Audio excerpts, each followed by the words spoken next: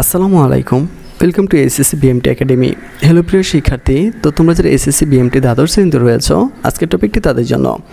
তোমাদের আজকের টপিক হচ্ছে হিসাব বিজ্ঞান নীতি ও প্রয়োগ 2। মূলত আমরা আজকে এই টপিকটি নিয়ে কথা বলবো। তো তোমাদের এই পরীক্ষাটা হবে মূলত 45 নম্বরে। এই 45 থেকে যদি তুমি 30 পেতে পারো তাহলে তুমি অবশ্যই A+ পাবে। আর তোমাদের জন্য রয়েছে আমাদের স্পেশাল ক্লাসের আয়োজন। তো যারা আমাদের সাজেশনটি নেবে তাদেরকে মূলত আমরা এখানে অ্যাড করে দেবো। তো এখানে কিন্তু ভিডিও ক্লাসের ব্যবস্থা রয়েছে।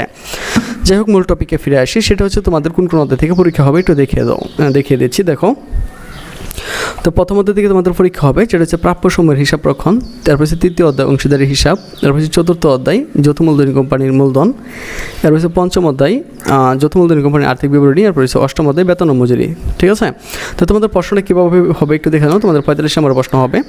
তো ক বিভাগে তোমাদের 60টি প্রশ্ন দেওয়া হবে। এখান থেকে 4টি প্রশ্ন দিতে হবে। প্রত্যেকটা নাম্বার হচ্ছে তোমার 3 করে, তো 3 4 12 নাম্বার তুমি এখানে পেয়ে যাবা।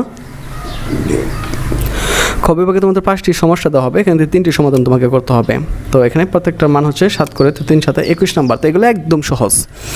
এর পাশে আর্থিক অবস্থার বিবরণী তোমাকে প্রস্তুত করতে হবে, একটা 12 নাম্বার। তো এই টোটাল হচ্ছে তোমার 45 নাম্বার। তো এগুলো 45 থেকে 45 তোলা কোনো বিষয়ই না। ঠিক আছে, তো তোমরা যারা আমাদের সেশন নিতে চাও তারা সরাসরি আমাদের সাথে কন্ট্যাক্ট করতে পারো।